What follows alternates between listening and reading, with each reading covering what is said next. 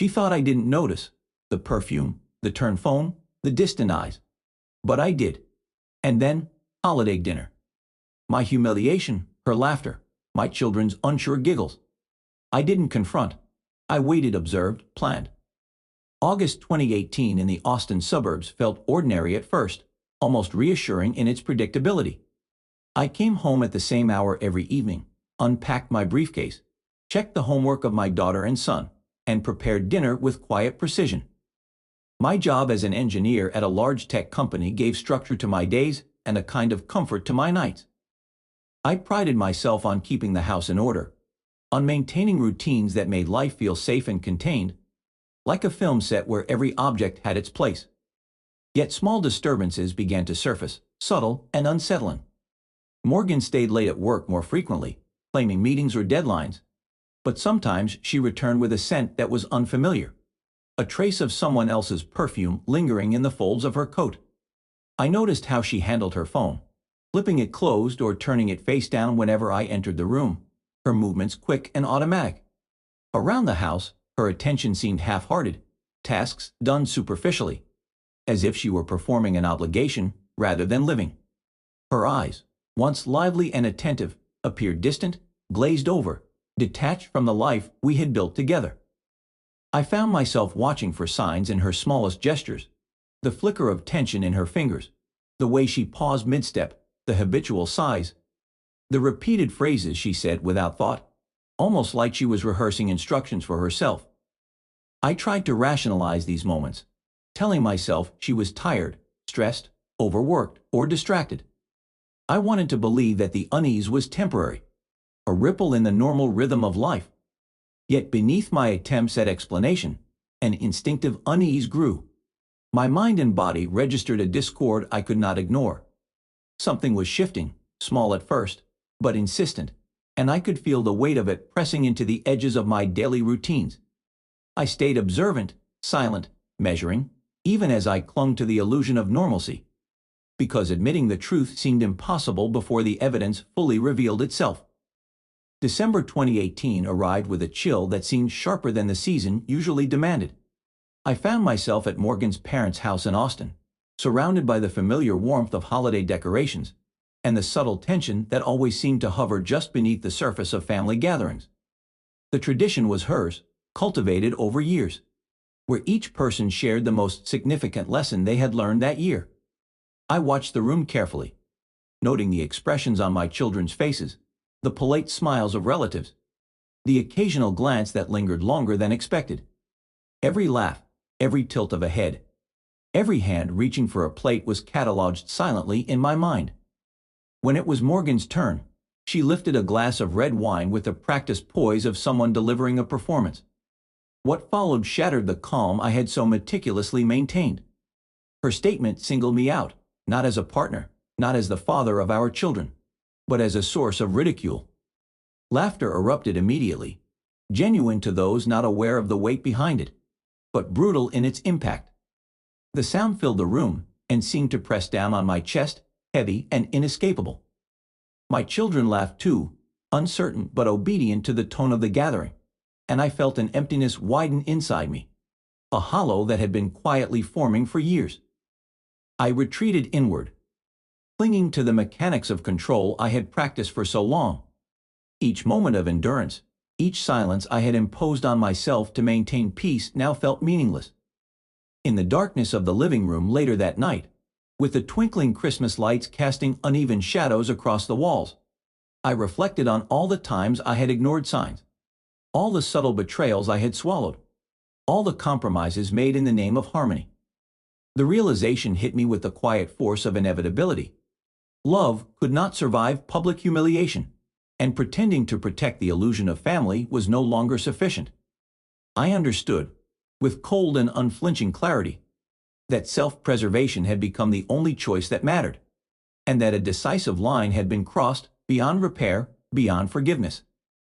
After that dinner, I began to pull away, not abruptly, but in subtle increments that no one could notice. I continued my routines at home, the familiar rhythms of preparing meals, cleaning, helping the kids with homework, maintaining the schedule that had defined our household for years. Outwardly, everything remained unchanged, a performance of normalcy. Inside, however, I detached. Every message on Morgan's phone, every late meeting she claimed, every activity she posted on social media became data to be observed and cataloged. I watched without interrupting, without questioning, collecting fragments of truth in silence. Silence became my strategy, a careful instrument. I understood that a single word, said in frustration or haste, could undo the control I was striving to preserve. Every reaction had to be measured, every expression tempered, because my power now lay in restraint. I documented details each evening in a notebook, noting times, gestures, inconsistencies, and absences. I measured distances, mapped routines, and defined boundaries with the precision of someone preparing for a storm. The house looked unchanged to any casual observer. The kitchen smelled of dinner, the living room held its order, the bedrooms bore the traces of a family that functioned. Yet the photographs on the mantel, snapshots of past holidays and smiling faces, now appeared alien. They were not markers of joy but reminders of an intimacy that had become performative, a life that had been claimed by someone else. Within me, a quiet shift took root. Observing without interference gave me a strange form of authority. I felt a growing sense of control, a protective barrier forming around myself and the children. My silence was no longer merely a tactic against Morgan. It had transformed into a shield that preserved my dignity, my clarity, and the fragile sense of stability I had left to safeguard our home. Spring of 2019 arrived with a quiet inevitability. I had reached a point where hesitation was no longer possible, where the truth of our marriage could no longer be postponed. The divorce was unavoidable, and I approached it with methodical calm, a careful orchestration that left no room for impulsive anger or regret. I gathered the necessary documents, reviewed them line by line, ensured that every clause, every signature was prepared. I arranged a temporary place to stay outside the house, a neutral space that would provide physical distance and emotional breathing room. I planned the schedule for the children's time, the logistics of mornings and afternoons, everything precise, predictable, controlled. The morning I decided to act, I placed the envelope containing the papers on the kitchen table with deliberate care, positioning it so that Morgan would encounter it first. There was no theatrics, no finality in my gestures, only clarity. I observed her reaction without interference, allowing the consequences of her own choices to unfold naturally. I did not argue, did not attempt to explain, did not let anger dictate my movements. I gathered my belongings calmly, each item packed with intention, and moved to a small hotel nearby.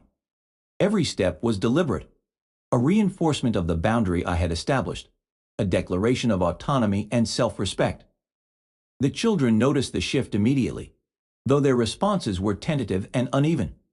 I maintained our routines with careful precision, preparing meals at the same times, supervising homework, ensuring the familiar rhythms of life persisted despite the upheaval.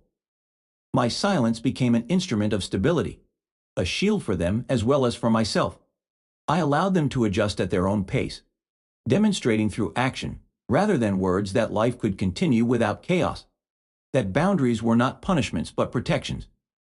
In every measured movement, in every maintained habit, I reinforced the sense of security that had been absent for too long, anchoring the family in a reality defined by order, respect, and my own unwavering presence. Summer of 2019 unfolded with a quiet rhythm that felt both foreign and necessary. I began to reconstruct my life deliberately, reclaiming spaces and routines that had been hollowed out by years of compromise. Mornings became my own again, walks through the neighborhood park offering a clarity of thought that had been impossible before. I reconnected with friends, sharing time and laughter without pretense, rediscovering the subtle grounding that comes from relationships unburdened by tension or obligation. Work felt steadier, more purposeful, as I focused on tasks with a calm, attentive presence, rather than the distracted endurance that had defined previous months. The children began to shift alongside me, adapting in small, measurable ways. My daughter explored new hobbies, immersing herself in art classes and local community projects with an enthusiasm I had not seen in years. My son's laughter returned, raw and unguarded, breaking through the quiet tension that had long filled our home.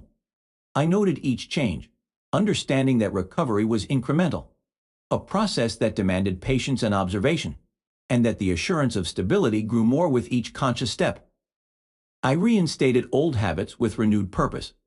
I kept a daily journal, chronicling small victories, emotional observations, and the minutiae of ordinary life, reinforcing awareness and presence. I prepared lunches for the kids, arranged weekends with intentional activities, each moment carefully curated to sustain both connection and autonomy. Every action carried a sense of attentiveness, a mindfulness that had been absent when survival had been the primary concern. The silence that once weighed on me now served as a protective barrier, a space in which thought and reflection could take root without interference.